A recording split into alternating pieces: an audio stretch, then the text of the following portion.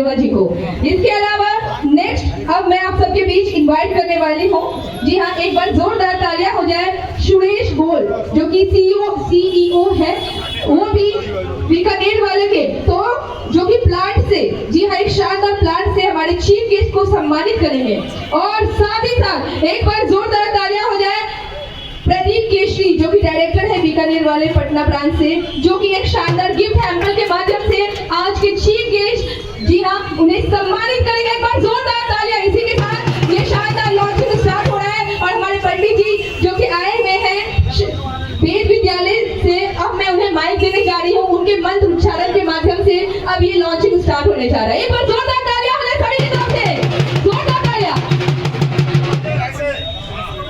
ओम भद्रं कर्णेभ्यः शरणोया महादेवा भद्रं पश्येमाक्षभिर्यजत्राः